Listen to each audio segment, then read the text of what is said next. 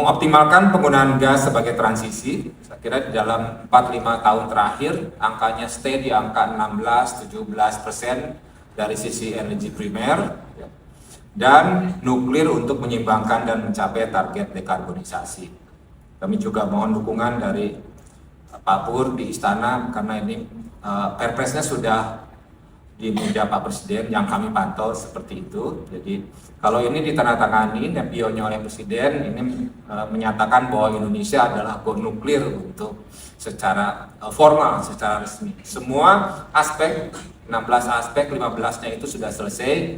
Nah, sekarang kita tinggal menunggu hal tersebut.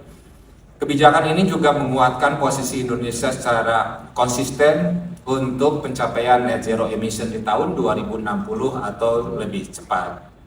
Juga target bauran EBT 2030 sebesar 19-23% dan di tahun 2060 sebesar 70-72%. Ken juga mengakomodir kerjasama dengan pihak luar, jadi sumber dana yang bisa melalui APBN, APBD, dan sumber lain baik dari nasional maupun internasional, sehingga kami akan terus membuka kesempatan-kesempatan kerjasama dengan pihak-pihak lain, termasuk juga dengan lembaga-lembaga internasional.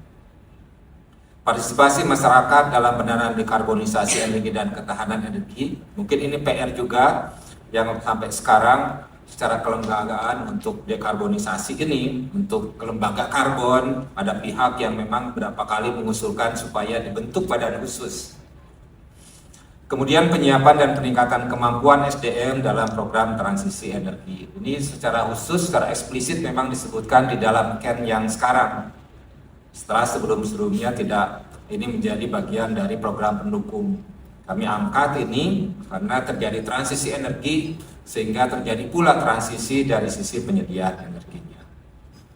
Itu dari sisi secara umum, dari sisi Ken, dengan sasaran Ken-nya adalah pertama mewujudkan ketahanan energi nasional, kedua adalah pemenuhan kebutuhan dalam negeri, dan ketiga adalah terwujudnya dekarbonisasi dan transisi energi.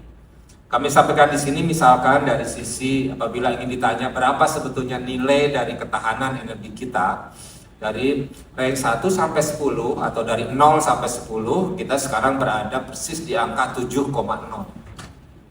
Dengan kategori tahan di tengah-tengah, jadi tahan itu 6 sampai 8, kita berada di angka 7 dengan target tahun 2029-2030 kita bisa melewati angka psikologis 8 sehingga kita masuk menjadi negara yang sangat tahan terhadap energinya.